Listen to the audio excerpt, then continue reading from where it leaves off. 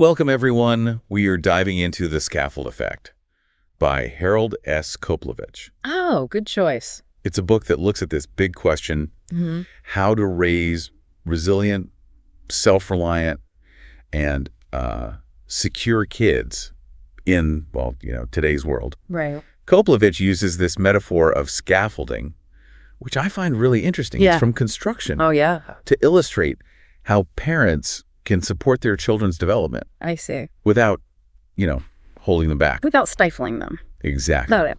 So I'm curious to hear your thoughts on this whole concept of scaffolding.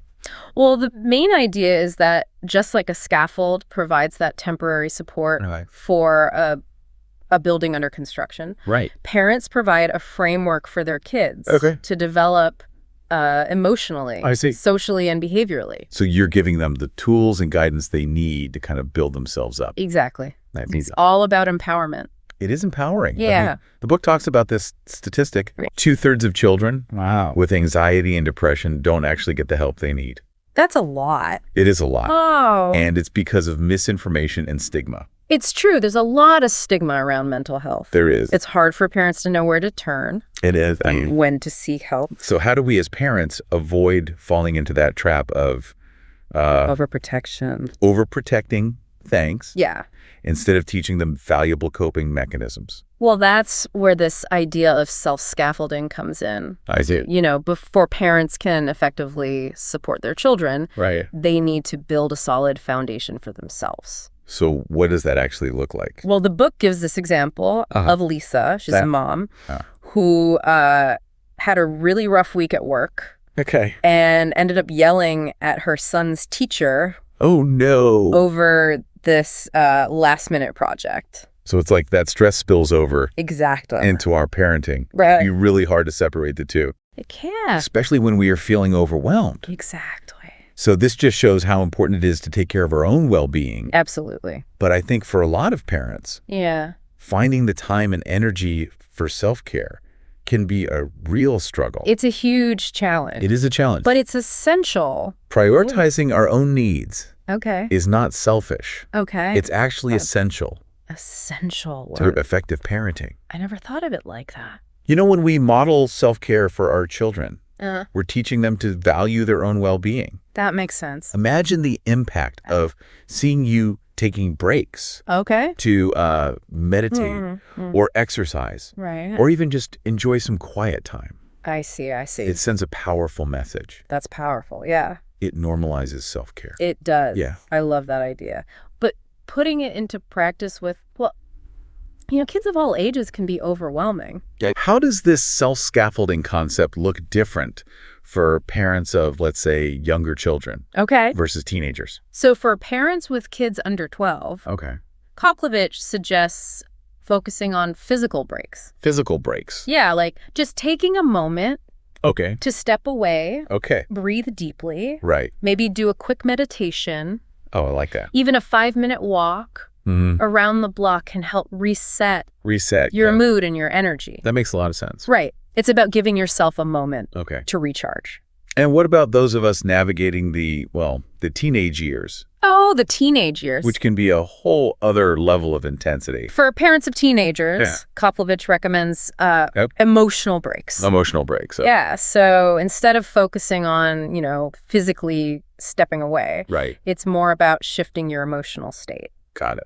He recommends grounding techniques, Oh, interesting. like asking yourself, what's happening right now? Is everything okay in this very moment? That's a good one. Yeah, it helps you shift your attention away Right. from, the drama of adolescence Love that drama. and find a sense of calm Calm. amidst the chaos. That's so important because I feel like parental burnout, It's a real thing. it is a real thing. Yeah. And it's something that we don't talk about enough. Absolutely. And it can have serious consequences. So the book mentions Pamela. Oh, right. She's a mom who relies on excessive screen time Oh, I know so many parents like that. to de-stress after a long day.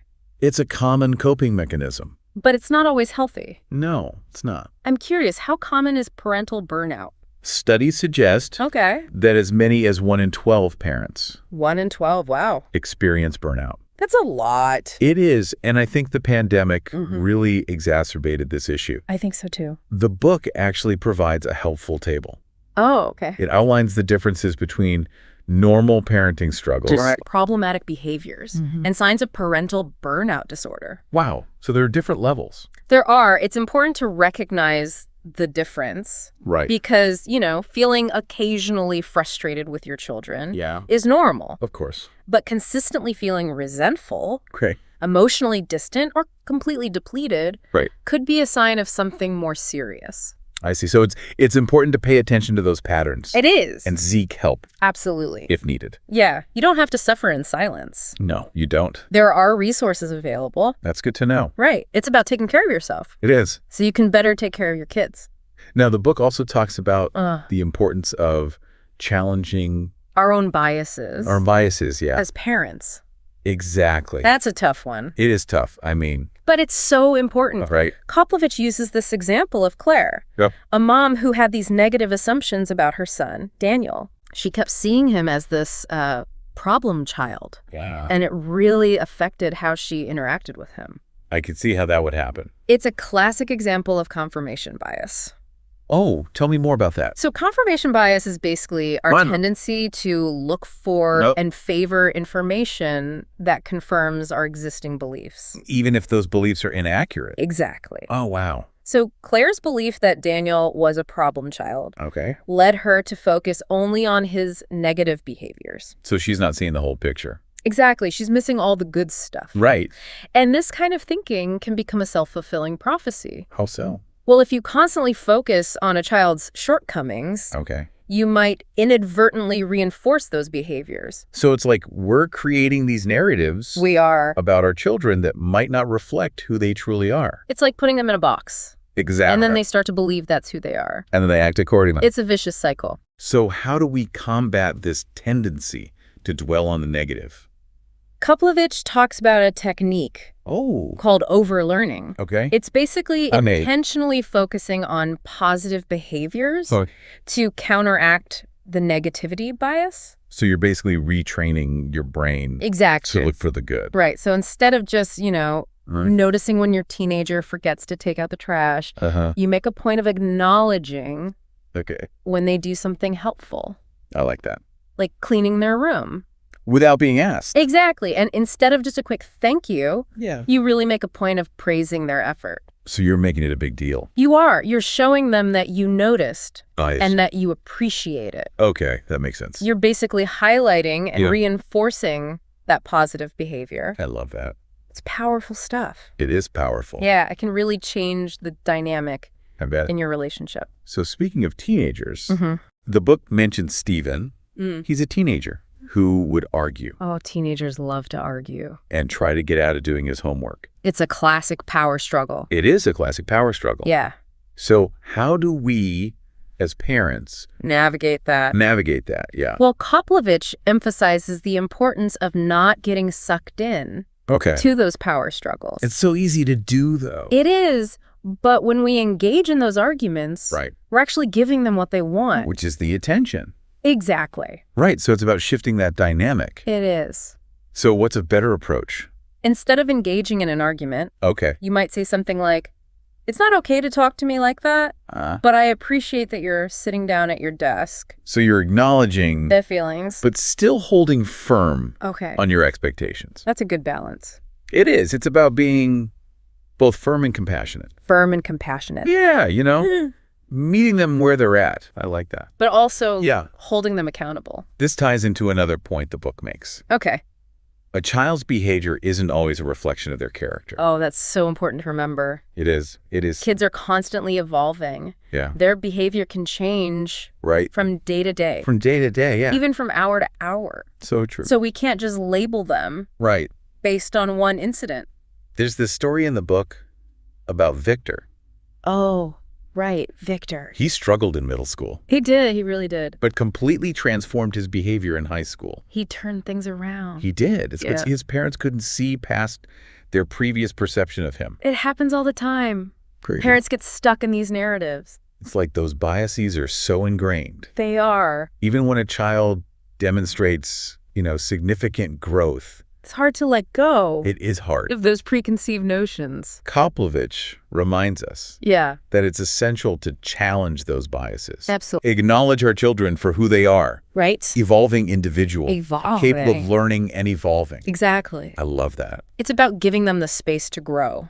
It is. This brings us to this fascinating concept of the Pygmalion effect. Oh, yes, the Pygmalion effect. Which suggests that our expectations can actually shape reality. Wow, that's powerful. It is powerful. Yeah, our beliefs have a huge impact. Huge impact. On outcomes. The book mentions a historical example. Okay. This study from 1964. Oh, I think I know the one you're talking about. Where teachers' expectations actually influenced students' IQ scores. It's amazing how much our beliefs can influence others. Yes, it's almost scary. It is a bit, yeah. So the Pygmalion effect is basically a self-fulfilling prophecy. A self-fulfilling prophecy. Yeah, if we believe in our children's potential, we create an environment where they're more likely to succeed. So it's like we're setting them up for success. By believing in them. By believing in them. But on the flip side, what happens when parents hold on to those negative perceptions? That can be really damaging. Like Claire in the Uck, who believed her son Daniel would always be a problem. Oh, poor Daniel. What are the potential long-term consequences? Well, for the child, it can create this cycle of negativity where they internalize those labels. Oh, no. And start believing they're incapable of success. That's heartbreaking. It is, and it can have lasting effects. On their self-esteem. Exactly. And their overall well-being. Exactly. So it's crucial to recognize when our own biases are getting in the way. And seek professional guidance if needed. Absolutely. Sometimes we need an outside perspective. So in Daniel's case, it wasn't until his parents sought professional help that they realized he had ADHD. Oh, wow. With appropriate support and understanding. He was finally able to thrive. That's wonderful. It is wonderful. It shows the importance of getting the right support. It does. For your child's specific needs. Absolutely. You know, every child is different. Every child is different. And there's no one-size-fits-all approach. That's so true. To parenting. Now, speaking of supporting children through challenges, the book also shares the story of Gwen. Oh, Gwen, a teenager who's struggling to process her emotions after a classmate's suicide. Oh, wow, that's heavy. It is heavy. So what can parents do to encourage open and honest communication? I think the most important thing is to create a safe space. Okay. Where children feel comfortable sharing their feelings. Without fear of judgment. Exactly. And that goes for kids of all ages. Absolutely. But especially teenagers. Teenagers, they need that space. They do. To process their emotions. So how do we create that safe space? Well, it starts with being a good listener, really listening. Without interrupting. Without offering unsolicited advice. Exactly. So just being present. Being present. Validating their feelings. Validating their feelings, Even if we don't agree with them. Even if we don't agree with them, right? It's about letting them know. That their feelings are heard and understood. That's so important. It is so important. It makes them feel seen. And validated. And that's what they need. It is. Especially during those tough times. Absolutely. The book also talks about the importance of teaching children. An emotional vocabulary. Emotional vocabulary, So they can identify and articulate their feelings. So instead of just saying, I feel bad, they can say, I feel sad, or I feel angry. Right, or frustrated or disappointed. I see. That makes a lot of sense. It helps them understand and process their emotions. Process their emotions. That's great. It's a powerful tool. It is powerful. Yeah. But how do you actually start these conversations? Well, I think it's important to engage with their interests. Okay. Use a tone that resonates with them. Yeah. So avoid being too serious. Okay. Or preachy. Right. Meet them where they're at. Be authentic. Authentic, that's key. Yeah. And most importantly, respect their need for space. Especially teenagers. They need their space. They do. It's part of their development. It is. It's how they figure out who they are. Right. And we have to respect that. Absolutely. Even if it's hard. It can be hard. But it's important. So, speaking of teenagers. Oh, here we go. The book mentions Jonathan. Oh, Jonathan, right. Whose mom insisted on using his childhood nickname. Oh, I've been there. Which created a real communication barrier. It's like she wasn't seeing him. For who he is now. Exactly. A young man. Right. Finding his own identity. It's a good reminder that even seemingly small things can have a big impact. On how teenagers perceive us. That's so true. It's all about respect. It is. Respecting their individuality. And recognizing that they're evolving. Absolutely. So are there specific types of conversation starters that tend to work well with teenagers? Humor is always a good bet. Humor, yeah. Teenagers love to laugh. They do. So if you can share a funny meme or reference something they find amusing, that's a good one. It can really break the ice. Yeah, it can lighten the mood. Exactly, and then you can transition into more serious topics. So start with something light. Build that rapport. And then go from there. Exactly. I like that. Talking about their interests can also be a good starting point. So like music or hobbies. Exactly. Anything that they're passionate about. Yeah. The key is to find common ground. And approach the conversation with genuine curiosity. Absolutely let them know. That you're interested. In what they have to say.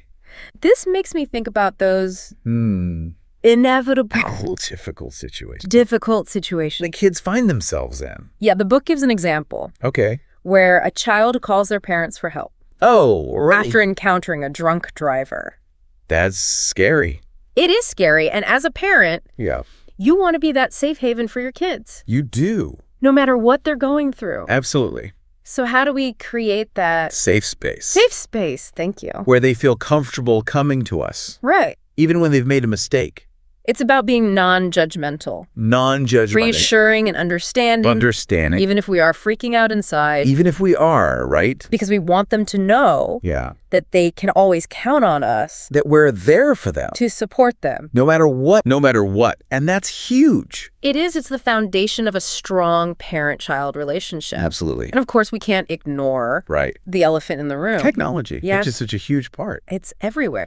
Of our lives today. Especially for kids. Especially for kids? The book actually cites a study. A Child Mind Institute study. Oh, that's a great resource. It is a great resource.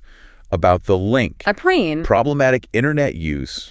And mental health issues. That's a big concern. It is a big concern. With kids spending so much time online. So what did the study find? Well, it revealed a strong correlation.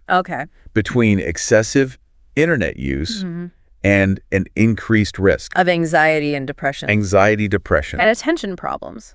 Wow. So there are real risks. Associated with excessive screen time. Absolutely. That's something that we as parents need to be aware of. And talking to our kids about. Setting limits. Establishing healthy habits. From an early age. Exactly. This reminds me of the issue of over-talking in children. Oh, yeah, I've seen that. The book mentions Xavier. Right. A kindergartner who constantly blurted out answers in class. Some kids are just naturally more talkative. Right. But how do we know when it's normal? Versus when it might be a sign of something else. Right? That's a great question. And the book actually provides a helpful table. Oh, I like these tables. That distinguishes between normal chattiness, problematic talking, and potential signs of a disorder. Yeah. So it helps us kind of assess. It gives you a framework. For understanding the behavior. So it's not just about the talking itself. Right. It's about the context. Is the talking disruptive? Right. Is it interfering with their learning? With their social development. Exactly. So it's about looking at the bigger picture. Always look at the bigger picture. What about those teenagers? Oh, the teenagers. Who go the opposite direction. Yeah.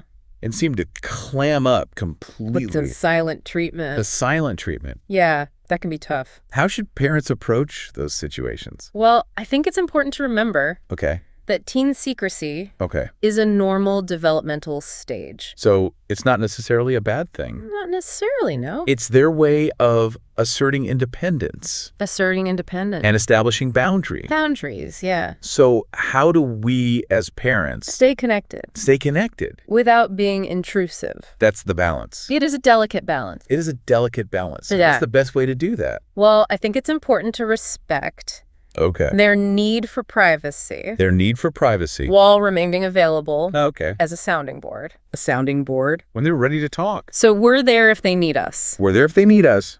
But we're not forcing the conversation. Exactly. Because that will likely backfire. It will. It will push them further away. So how do we strike that balance? It's tough. It is tough. But I think it starts with communication. Communication, maybe. Letting them know that you're there for them. Right. That you love them. Unconditionally. And that you respect their space. Exactly. And that you're not going to pry. Okay, so it's about building that trust. Building trust, yeah. So they feel comfortable coming to us. When they're ready. When they're ready. It's a process. It is a process. It takes time and patience. But it's worth it. It is so worth it. To have that strong connection. Absolutely. With our teenagers. That's what it's all about. So are there specific conversation starters? Oh, there are. That work better than others? Yeah, I think it's important to avoid those generic questions like, how was your day? How was your day? Right. That often lead to one-word answers. One-word answers, yeah. So instead, okay. Try focusing on their interests. Okay. Or use humor. Humor? Yeah, to break the ice. Break the ice. You might say something like, okay. Did you see that hilarious meme about? Oh, that's a good one. Or, I heard that new song by your favorite band. So you're starting with something that they're interested in. That they're interested in. That they can relate to. Right. And then you can go from there. Exactly. I think we've all been there. Hoping for a deep and meaningful conversation. Hoping for that deep and meaningful conversation. Getting a shrug and a fine. A shrug and a fine, exactly. It's all about managing those expectations. Managing those expectations, right? And remembering that teenagers communicate differently. Than younger children. And that's okay. It is. It's part of their development. Now let's delve into empowering children to find their own solutions. Okay, that's a great segue. The book gives this example of a child asking for help with a bad grade. Oh, that's a tough one. It is. It can be a real trigger. To jump in and try to fix everything. Oh, I'm so guilty of that. I think we all are. We want to protect them. We do. From pain and disappointment. But is that always the best approach? I'm sensing that it's not. It's not always the best approach. So what does the book suggest? Well, Koplewicz talks about this phenomenon. Okay. He calls it fix-it parenting. Fix-it parenting, I like that. Where we rush in to solve the problem for our children. So we're not giving them the opportunity. To figure it out themselves. And while it's well-intentioned, of course, it can actually hinder their development. Problem-solving skills. So they're not learning those essential skills. They're not. That they need. To navigate challenges on their own. Yeah. Right. So instead of offering immediate solutions. Yeah. What's a better approach? Try guiding them. Through a process. Of identifying the issue.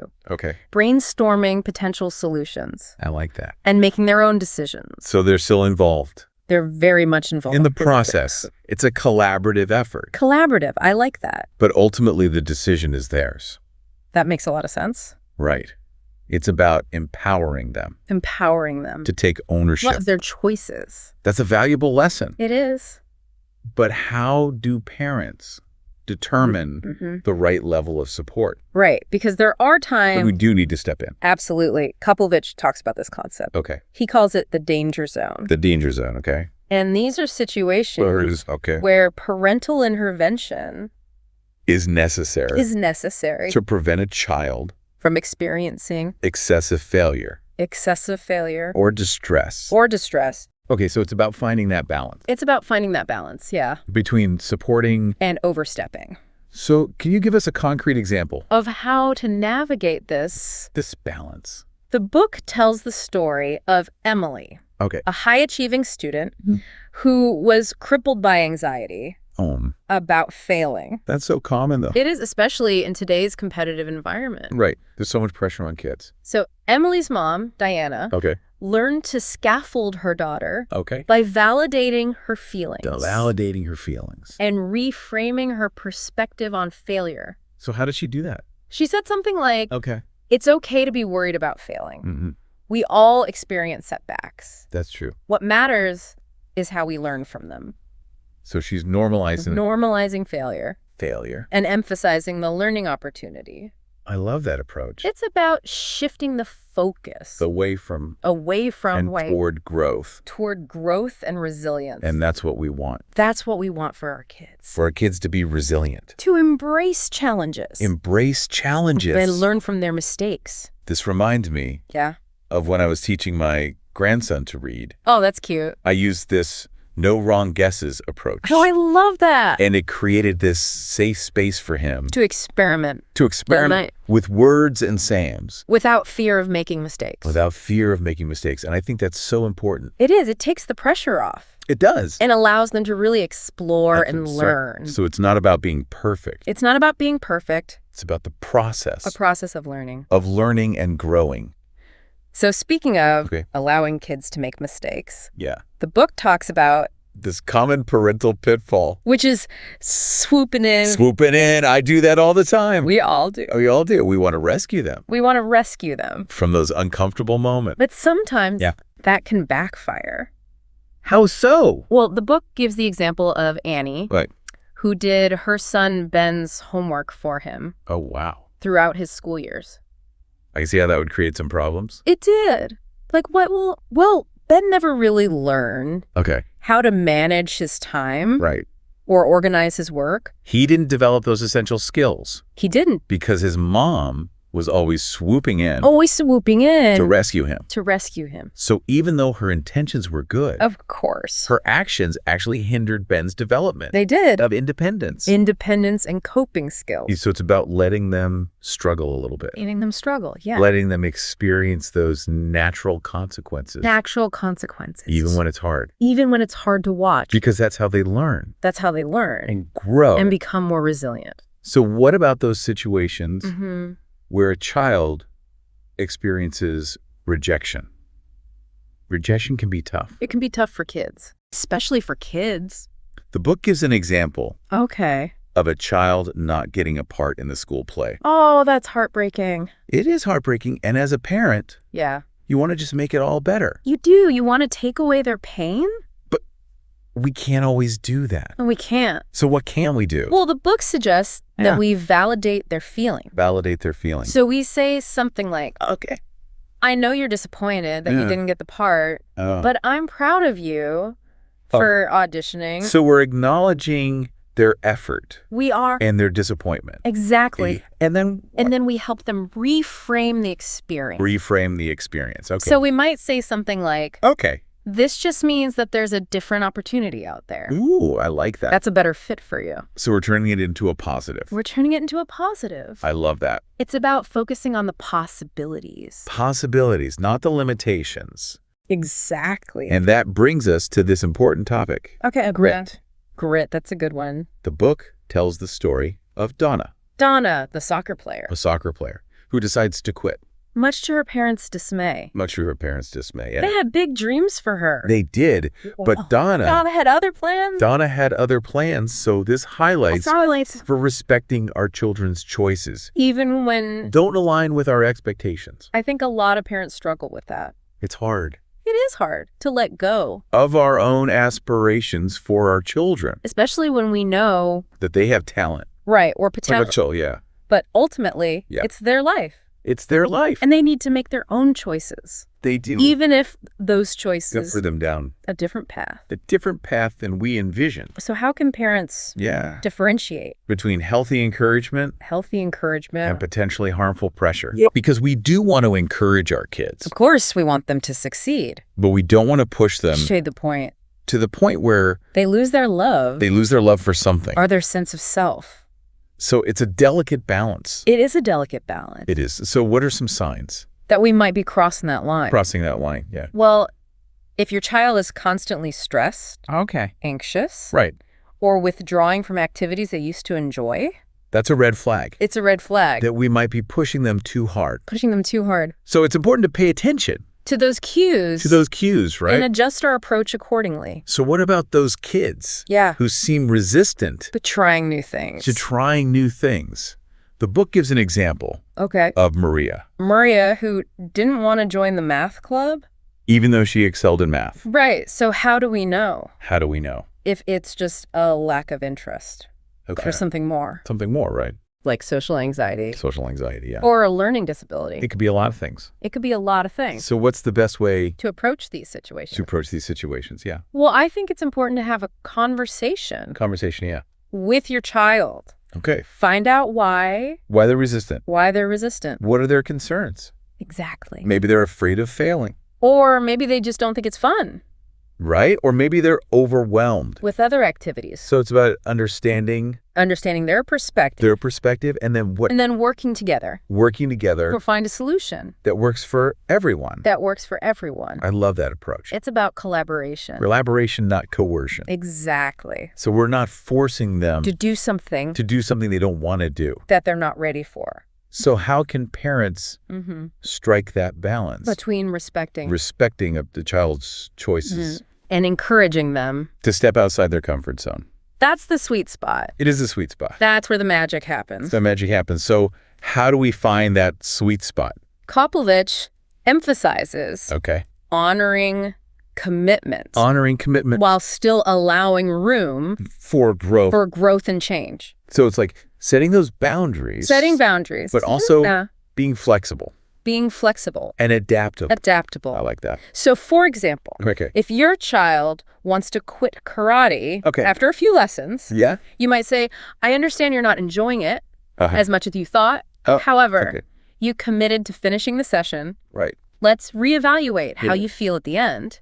So we're holding them accountable. We're holding them accountable. To their commitment. To their commitment. And we're also giving them the space. Giving them the space. To change their mind. If they need to. If they need to. That's a great approach. It's about teaching them valuable life skills. Valuable life skills. Responsibility. And making informed decisions. Informed decisions. I love that. It's about giving them the tools. The tools they need. To navigate the world. To navigate the world. Speaking of navigating the world. I have to share a story. I love stories. About my son Joshua. Who surprised everyone. Deciding to perform a dance routine. Oh, wow. At a school assembly.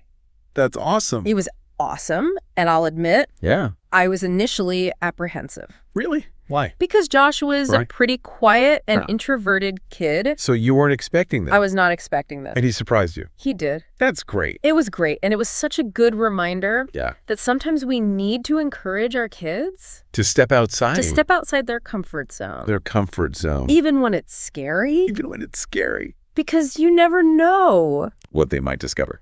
What they might discover. About themselves. About themselves. So seeing him take that risk. Take that risk. And discover a hidden talent. The hidden talent. Was truly inspiring. That's amazing. It was amazing. Good for him. Good for him. And he gained so much confidence. Confidence, that's huge. It is huge. And he earned the admiration. Of his classmates. Of his classmates. It was a win-win. It was a win-win. It was. And it just goes to show that sometimes the best things in life happen when we step outside. Of our comfort zone. Of our comfort zone. And that's a great lesson. It is a great lesson. For all of us. For all of us. Parents and kids alike. Absolutely.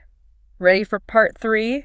Definitely. We've explored a lot in this deep dive into the scaffold effect. A lot of great insights. It's given me so much to think about when it comes to, well, raise my own kids. It's definitely a thought-provoking book.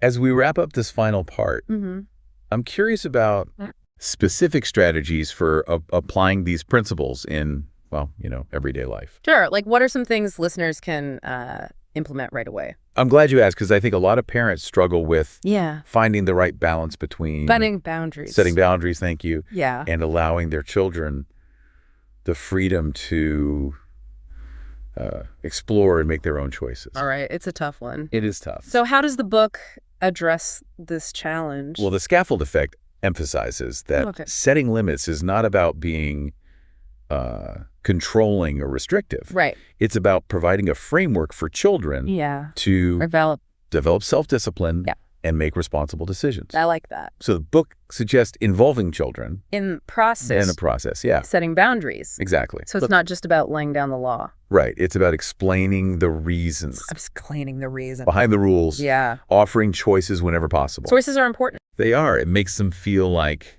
they have some control. They have some control over their lives. Exactly. So it's about empowering them. Empowering them. To become active participants. Right. In shaping their own behavior. Rather than just, blindly following rules. Exactly. And that ties into this idea of fostering a loving and supportive environment. Supportive environment, yeah. So how can parents create that kind of atmosphere? That kind of atmosphere where children feel safe to be themselves and take risks. Take risks, thank you. It all starts with unconditional love and acceptance. Unconditional love and acceptance, that's the foundation. It is, it's the bedrock. It's about celebrating their individuality. Recognizing their strengths. And supporting them. Their challenges? Challenges, yeah. Life is full of challenges. It is. And we need to equip our kids with the tools. With the tools to face those challenges. The book highlights the power of positive reinforcement. Positive reinforcement, focusing on what children are doing well. Right, instead of constantly pointing out their mistakes. Which I think a lot of parents are guilty of. We all do it. We all do it. It's easy to get caught up. In the negative. In the negative, yeah. But when we shift our focus to the positive, we create a more positive and supportive environment. For everyone. For everyone, exactly. And this reminds me of that overlearning technique. Oh, yeah, overlearning. Where we intentionally highlight and reinforce positive behavior. It's such a simple yet powerful shift in mindset. It really is, and it can make a big difference. It can. In how we interact with our kids. And the book also emphasizes the importance of modeling those behaviors ourselves. So we're not just telling our kids what to do. Right. We're showing them how to do it. How to be kind, compassionate, resilient. Because they're watching us. They're always watching. Always watching. Even when we think they're not. So we need to be mindful of our own behavior. And how it impacts them. Absolutely. The book also offers some guidance. Specific guidance on dealing with challenging behaviors. Challenging behaviors, which, let's face it, every parent faces at some point. Tantrums, defiance, lying. It's all part of the journey. That's all part of the journey. But it can be really frustrating. It can. So the book encourages us to view these behaviors as opportunities for teaching. And growth. Yeah. Rather than personal attacks. Because it's not about us. Right. It's about them. And their development. So it's about seeing the behavior as separate from the child. Recognizing that they're still learning and developing their emotional regulation skills. And that takes time. It does. And patience and consistency. Consistency is key. It is. It's about sending clear messages. About what's acceptable. And what's not. And remembering every child is different. So what works for one child might not work for another. So we need to be flexible, adaptable, and willing to experiment with different strategies. Until we find what works for our child. One of the things I found most compelling about the scaffold effect is its emphasis on the long-term goal. The long-term goal of raising competent, and independent individuals. That's what it's all about. It's not just about, getting through the day-to-day struggles of parenting. It's about equipping our children with the skills they need to thrive in the world. The book uses this analogy of teaching a child to ride a bike. Oh, I love that analogy. At first, we provide a lot of support. We hold on to the handlebars. We run alongside them. We're right there with them. But eventually, we let go. And they're off. Riding on their own. Into the world. It's a beautiful thing. It is a beautiful thing. To watch them soar. So our role as parents is to provide that initial support and guidance. But ultimately, our goal is to raise children who can ride through life's challenges independently. And that's a beautiful and empowering vision. It is. It's about letting go. And trusting them. To find their own way.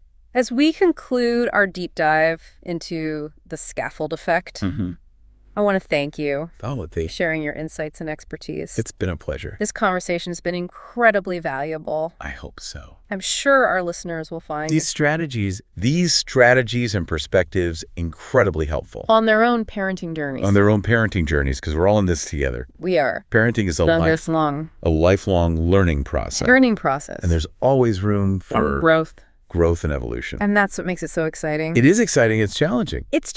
But it's also incredibly rewarding. It is rewarding. Yeah. And you know what? What? There's no such thing as a perfect parent. There's no such thing. We all make mistakes. We all make mistakes. And that's okay. That's okay. What matters is that we learn from those mistakes. We learn from those mistakes and strive to create that loving and supportive environment where our children can flourish. Where our children can flourish. So let's quickly recap. Okay. Those 10 key takeaways from the scaffold effect. One last time. One last time. Scaffolding is about providing structure and support. Okay. To nurture independence and resilience. Self-scaffolding is crucial. For parents. For parents to model healthy coping mechanisms. Healthy coping mechanisms and avoid burnout. Which can negatively impact their children. Recognizing and challenging our own biases. Is essential. Is essential for creating that positive and supportive environment. For our kids. Effective communication involves validating our children's feelings. Teaching them emotional vocabulary. Teaching them emotional vocabulary and adapting to their developmental needs. Right, because they're not little adults. They're not. They have different needs. Empowering children to solve problems independently. Fosters self-efficacy. Fosters self-efficacy and reduces dependence on parental intervention. Accepting failure. Accepting failure as part of the learning process. Helps children develop grit. Grit and resilience. Encouraging them to persevere. Persevere despite setbacks. Setting realistic limitations. Setting realistic limitations involves clear communication. Clear communication, consistent boundaries. And appropriate consequences. Appropriate consequences. That fit the severity of the behavior. Modeling healthy behaviors. And values. And values teaches children. By example. By example. Actions speak louder than words. They do. Accepting a child's individuality. It requires letting go. Of our own aspirations. Of our own aspirations and embracing. Their unique strengths and limitations. And finally. The ultimate goal of scaffolding. Is to raise. Confident, competent. And independent individuals. Capable of navigating life's challenges. Successfully. Those 10 points. Offer a wealth of wisdom. A wealth of wisdom and guidance. For parents at all stages. Of their journey. So I encourage our listeners. To reflect on these takeaways. And consider how they can. Incorporate them into their own unique. Parenting styles. Because there's no one right way to parent. There isn't. It's about finding what works. What works for your family. Parenting is a journey. It is. It's an adventure. And it's one that we're all on together. We're all in this together. So thank you for joining us on this deep dive into the scaffold effect. Thank you for having me. We hope you found this conversation insightful and inspiring. Inspiring. Until next time. Happy scaffolding. Happy scaffolding.